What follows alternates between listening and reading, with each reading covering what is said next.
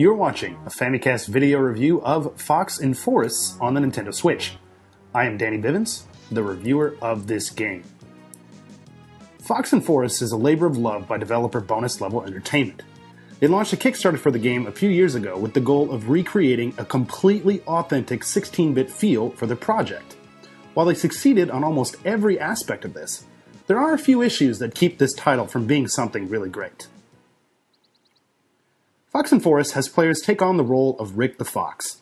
Along with a sometimes playable companion bird named Patty, it's Rick's job to help bring peace to the forest by defeating enemies in an attempt to get stolen magic tree bark back to the season tree.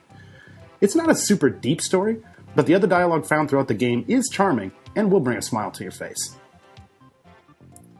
Although there aren't a whole lot of levels in Fox and Forests, the levels that are there are quite lengthy.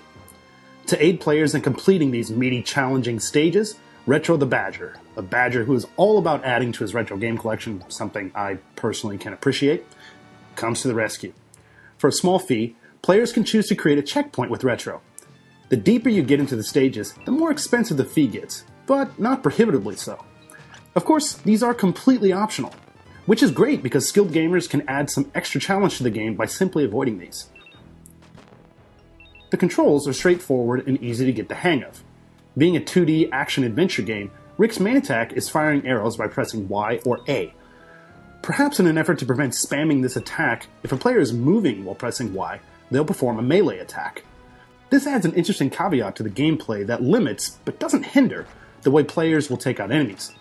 There are numerous upgrades to unlock throughout the experience, including different arrow types and attacks. On top of all of this, players are able to perform a double jump and switch out arrow types on the fly. Now, the most interesting aspect of the game comes with the ability to alter seasons. This is done by the simple press of the ZR button, or ZL, which instantly initiates a screen swipe that changes the season. Season alteration is used in a variety of smart ways throughout the game. For example, switching from spring to winter will allow players to walk on ice to get to new areas that weren't accessible when it was water. Additional platforms, sometimes depicted as leaves or berries, give players access to reach new heights. It's a really clever addition to the game, and it's really implemented extremely well. One of the first things you'll notice about Fox and Forests are the visuals. Setting out to be an homage to Super Nintendo titles, the developers absolutely hit one out of the park here graphically. Colors are varied, animations are smooth, and enemy designs are wonderful. In terms of character design, and overall gameplay experience, the bosses are really well done.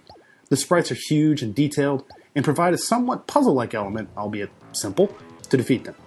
The audio is also a high point in the game, featuring some great retro-inspired tracks that fit the title perfectly.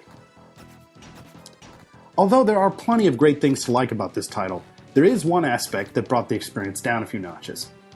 In-game progression is locked by finding collectibles throughout the stages. If you don't have a certain number of X item, you are unable to move on to the next world, despite beating the bosses. Now, I can understand wanting to entice players to go back and find these hidden items, but for a lot of people, this might be a potential turnoff. The backtracking keeps Fox and Forest from becoming a great experience, as opposed to just a good one. Now, throwing my amateur game developer hat in the ring here, maybe they should have just made the boss battles locked behind these items instead? I don't know, but this is again why I'm not a game developer. Fox and Forest is a meticulously well put together game. The visuals are a real treat, the game controls nicely, and the ability to change the seasons on the fly really is amazing.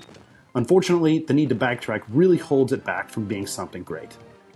Final score for Fox and Forests on the Nintendo Switch, 7.5.